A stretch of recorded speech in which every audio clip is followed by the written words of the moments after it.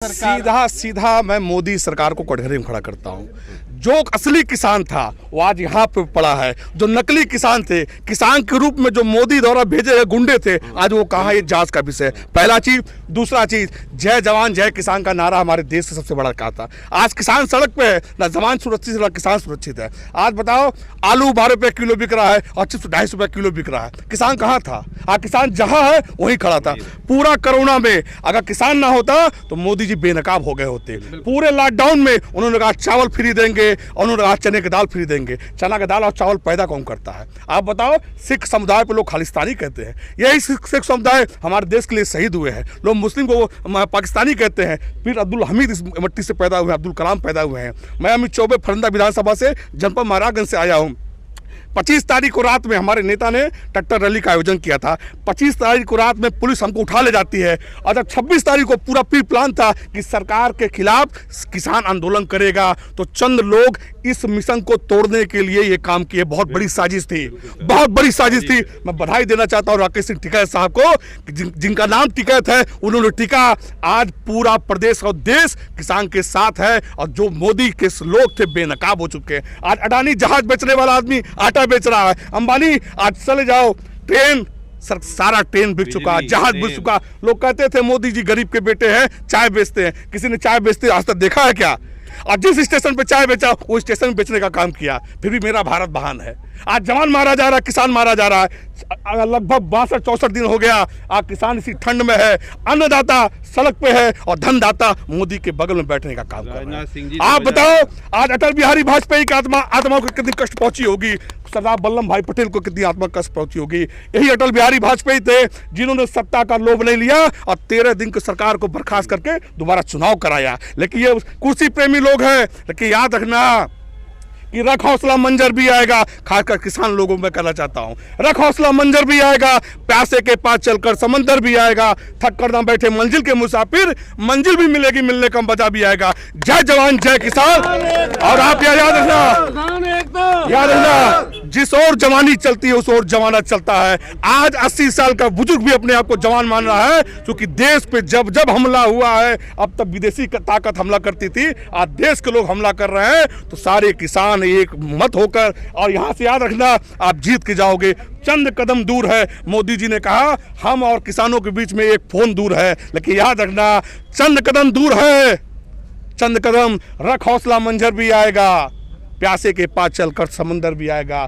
थक कर ना बैठे मंजिल के मुसाफिर, मंजिल भी मिलेगी, मिलने का मजा भी आएगा। इसलिए आपके चैनल के माध्यम से आपने मुझे समय दिया, लेकिन मैं भरोसा दिलाता हूं, और खासकर मीडिया वालों, आपकी भी दोस्त है, आपका भी दोस्त है। याद रखना, आज मीडिया कहाँ थी? देश का चौथा स्तंभ था। आज जिस तरीके से मीडिया का स्तर चला गया है, आप खालिस्तानी को, राकेश सिंह टिकैत साहब रोते हैं, उनको मत दिखाओ, आप नहीं दिखाओगे, लेकिन उस झंडे को दिखाया। झंडा किसने फहराया? इससे ये सवाल आप नहीं करोगे। आखिर मोदी और अमित शाह के नाक के नीचे इतना बड़ा षड्यंत्र रचा जा रहा है, इस मिशन को फेल किया जा रहा है, ये आप नहीं पूछोगे, क्योंकि 90% अडानी और अंबानी के चैनल बिक चुके हैं। नहीं, इसमें कोई दो राय नहीं है, क्योंकि जितना भी इलेक्ट्रॉनिक मीडिया है वो सच्चाई को दिखाने से दूर है, और करीब 2 महीने से ज़्यादा का वक्त हो गया है। हम लोग जितने भी डिजिटल प्लेटफॉर्म हैं, बड़ी बारीकी से, बड़ी शिद्दत से दिखा रहे हैं, पूरी सच्चाई को सबके सामने पहुंचाने की कोशिश कर रहे हैं। एक कॉल किसान और सरकार के बीच, लेकिन 10 दौर की बातचीत हो चुकी है, इसमें कोई समाधान नहीं हुआ। एक फोन कॉल का फिर कैसे समाधान होगा? आप सीधा सीधा सोचो, जब सरकार चाहती नहीं है, भला चाहती नहीं है। आज बताओ कि आज तेल का रेट क्या है? 2014 से पहले मोदी जी स्मृति ईरानी कंगन लेके चलती थी, मनमोहन सिंह को कंगन भेजती थी। आज कंगन किसको भेजा जाएगा? आज बताओ, डीजल कहाँ गया, पेट्रोल कहाँ गया, अनाज कहाँ गया?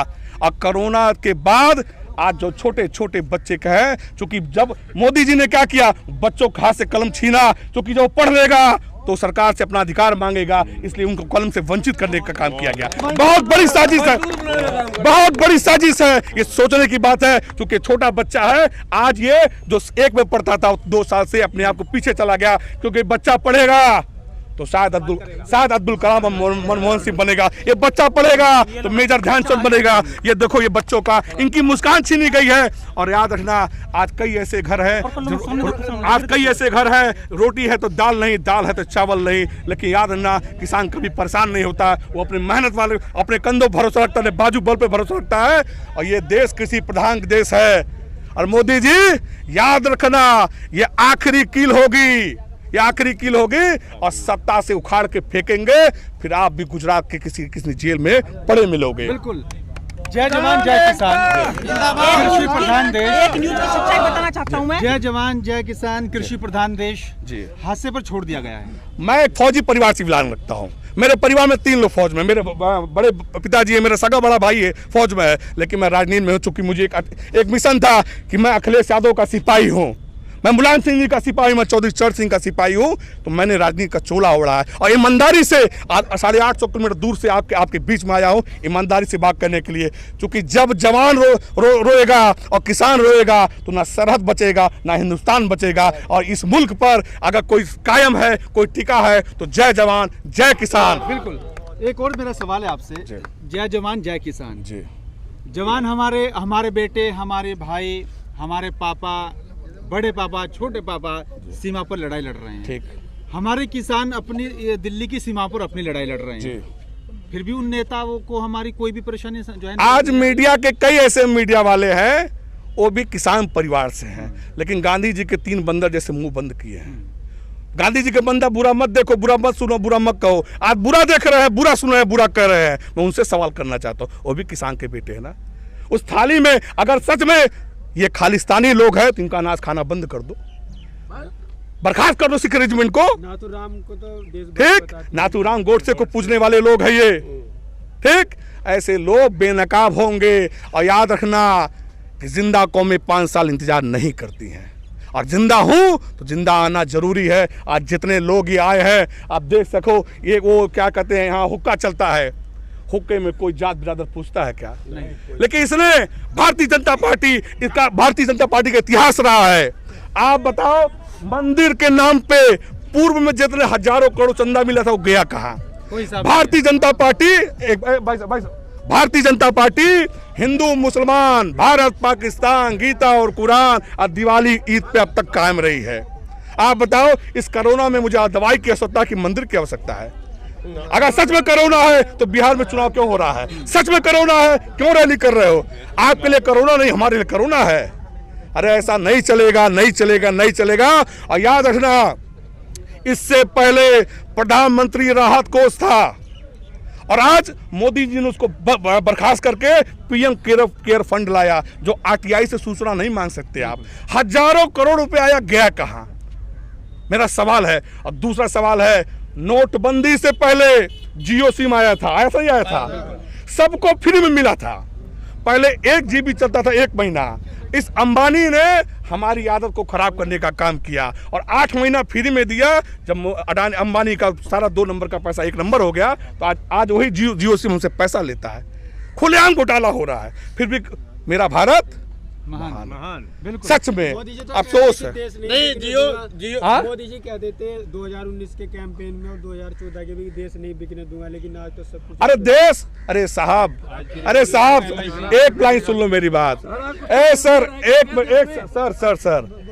लोगों ने कहा कि मोदी जी बहुत गरीब है, चाय बेचते हैं, और वो चाय बेचने वाला उस स्टेशन को भी बेचने का काम किया जहाँ चाय। दूसरा सवाल, देश नहीं बिकने दूंगा। माँ गंगा ने मुझे बुलाया है, आज चले जाओ उत्तर प्रदेश में, बनारस में लोगों ने कहा था क्योटो शहर बनेगा, अब क्योटो नहीं बना, बनारस जहां था 20 साल पीछे चला गया। दूसरा सवाल है, देश नहीं बिकने दूंगा। आज भारत की रेल भारत की संपदा है, सरकारी संपदा है। आज मोदी जी के प्राइवेट ट्रेन को निकालने के लिए सारी ट्रेनों को रोकने का काम कर रहे हैं, और पटरी भी बिक गई, जहाज बिक गया, पानी बिक गया। अब इंसानियत बेचने के लोग आ गए। अब ये देश पे जो लोग शहीद हुए हैं, इनकी शहादत पे लोग खालिस्तानी का नाम ले रहे हैं। कल को हमें कह देंगे हम भी अफगानिस्तान है। मैं पूछना चाहता हूं मोदी जी, अगर सच में आप पढ़े लिखे हो तो आपकी डिग्री कहाँ है? सच में आप गरीब हो तो अमेरिका यात्रा कब आपने किया था, किस सन में किया था? स्मृति ईरानी का डिग्री क्या है?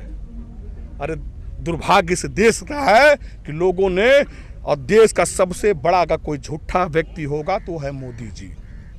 उनसे बड़ा झूठा सफेद झूठ बोलते हैं। अब उसका जवाब कैसे दिया जाएगा? उसका जवाब इंकलाब जिंदाबाद के नारे से दिया जाएगा। जय जवान जय किसान। और किसान मन बना चुका है। याद रखना, जिस दिन किसान हाथ अपना सिकोड़ लेगा ना, तो मोदी जी 7 पुश्ते आपकी याद आ जब चुनाव जाएंगे। आएंगे जब दिया जाएगा जवाब तो उसको। सरकार को भी एहसास हो गया है कि इस तरह का जो आंदोलन है वो 2-4 दिन नहीं, 2 महीने से ज्यादा का वक्त तो दिल्ली की सीमा पर हो गया है। कुछ राज्य ऐसे जहाँ पर 3-4-5 महीने से आंदोलन चल रहा है।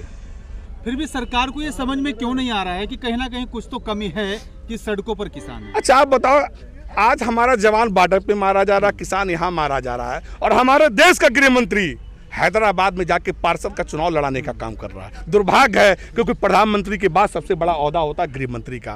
वो जाके पार्षद हैदराबाद में, और ओवैसी के मिल के तुम ओवैसी को गाली दो, ओवैसी तुमको गाली देगा, और हमारी जनता यहाँ मूर्ख बनेगी। अब जनता मूर्ख नहीं बनेगी, क्योंकि सत्य परेशान हो सकता है, पराजित नहीं हो सकता है। बिल्कुल, ये बड़ी अहम बात कही है। लेकिन सवाल यही है कि आखिरकार समस्या का समाधान कब और कैसे होगा? क्या वाकई में आरोप प्रत्यारोप से ही राजनीति होती रहेगी, या फिर जिन लोगों ने सरकार को चुना है, जनप्रतिनिधि को चुना है, विधायक को चुना है, सांसद को चुना है, उन्हीं लोगों की समस्या का समाधान होगा भी या नहीं, किसी को नहीं पता। दिन तारीख और वक्त बदल रहा है, आंदोलन भी आगे बढ़ता जा रहा है, लेकिन समस्या का समाधान कब और कैसे होगा कुछ पता नहीं है।